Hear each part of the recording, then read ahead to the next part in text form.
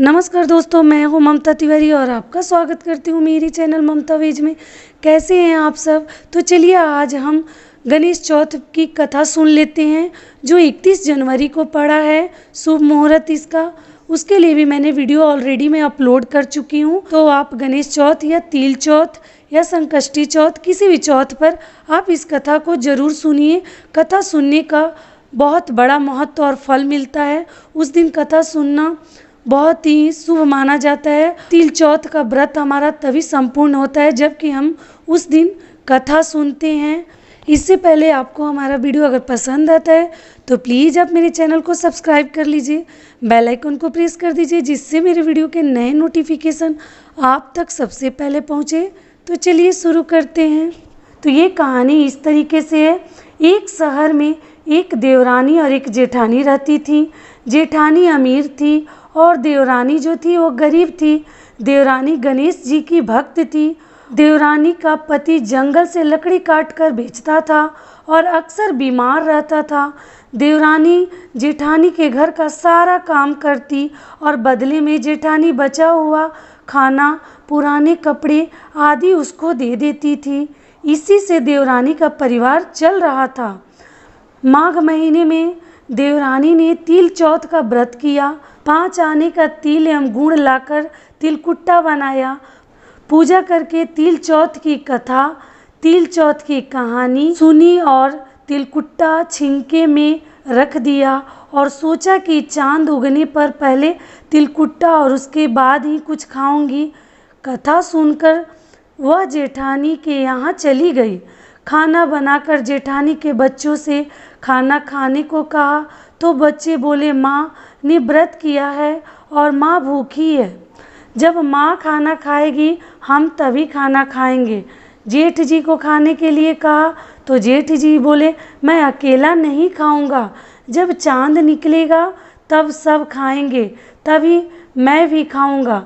जेठानी ने उसे कहा कि आज तो किसी ने भी अभी तक खाना नहीं खाया है, तुम्हें कैसे दे दूं? तुम सुबह सवेरे ही बचा हुआ खाना ले जाना। देवरानी के घर पर पति बच्चे सब आस लगाए बैठे थे कि आज तो त्योहार है, इसीलिए कुछ पकवान आदि खाने को मिलेगा। परंतु जब बच्चों को पता चला कि आज तो रोटी भी नहीं मिलेगी तो बच्चे रोने लगे। उसके पति को भी बहुत गुस्सा आया।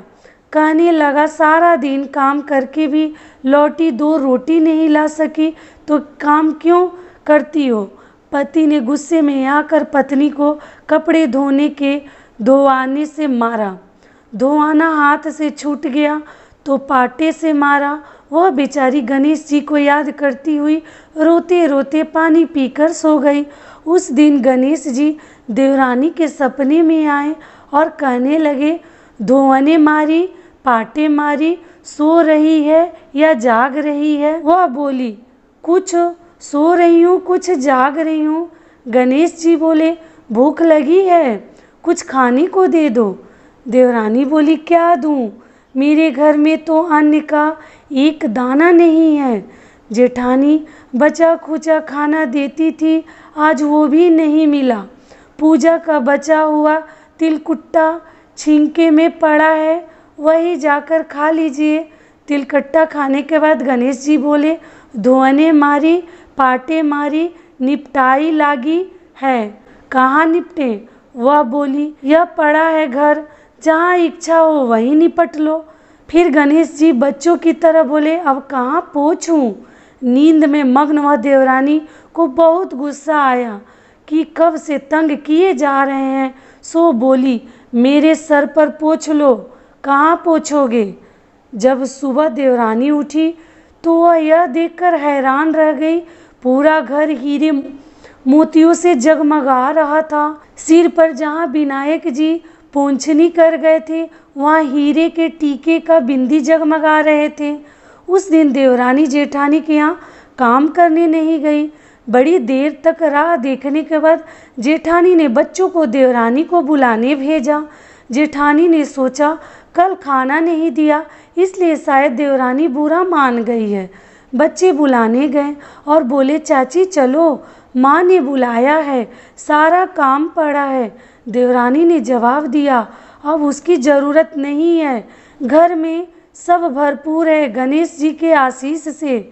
बच्चे ने जाकर माँ को बताया कि चाची का तो पूरा घर हीरे मोतियों से जगमगा रहा है।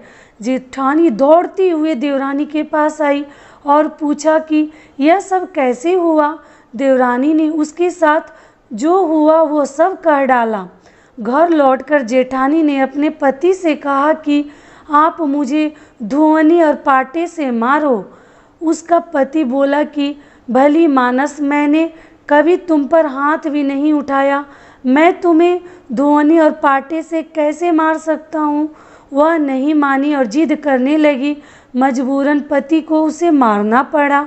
उसने ढेर सारा घी डालकर चूरमा बनाया और छिंके में रख कर सो गई। रात को चौथ में विनायक जी सपने में आए और कहने लगे, भूख लगी है, क्या खाऊं।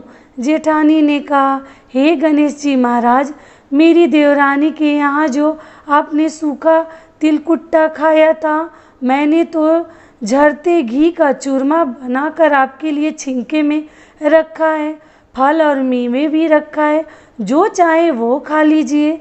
बाल स्वरूप गणेश जी बोले, अब निपटे कहाँ। जेठानी बोली, उसके यहाँ तो टूटी फूटी झोपड़ी में आपने निपटा, मेरे यहाँ तो कंचन के महल हैं, जहाँ चाहे वहीं निपट लो। फिर गणेश जी ने पूछा, अब पोछूं कहाँ। जेठानी बोली, मेरे ललाट पर बड़ी सी बिंदी लगाई हूँ, उसी में पोछ लो। धन की भूखी जेठानी सुबह बहुत जल्द उठी। घर हीरे जवाहरात से भर चुका होगा, पर देखा तो पूरे घर में गंदगी फैली पड़ी हुई थी।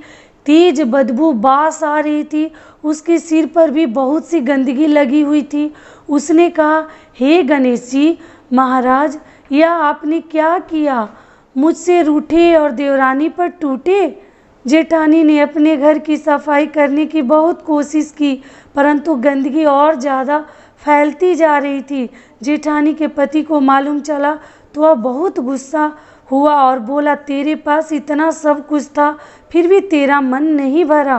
परेशान होकर चौथ के दिन गणेश जी से मदद की विनती करने लगी। गणेश जी ने कहा, देवरानी से जलन के कारण तूने जो किया था, यह उसी का फल है। अब तू अपने धन में से आधा उसे दे देगी, तभी यह सब साफ होगा। उसने आधा धन बांट दिया, किंतु मोहरों की एक हांडी चूल्हे के नीचे गाड़ दी थी। उसने सोचा किसी को पता नहीं चलेगा और उसने उस धन को नहीं बांटा। उसने कहा, हे श्री गणेश जी, अब तो अपना यह समेटो। वे बोले, पहले चूल्हे के नीचे गाढ़ी हुई मोहरों की हांडी सहित ताक में रखी 2 सुई के भी 2 हिस्से कर गजानन ने बाल स्वरूप में आकर सुई जैसी छोटी सी चीज का भी बंटवारा किया और अपनी माया समेटी। हे गणेश जी महाराज, जैसे आपने देवरानी पर कृपा की, वैसे ही सब पर करना। जैसे आपने जेठानी पर की, वैसे कृपा आप किसी पर मत करना। कहानी कहने वाले, सुनने वाले एवं हुंकार भरने वाले सब पर कृपा करना, किंतु जेठानी को जैसी सजा दी वैसी किसी को मत देना। बोलो गणेश जी महाराज की जय।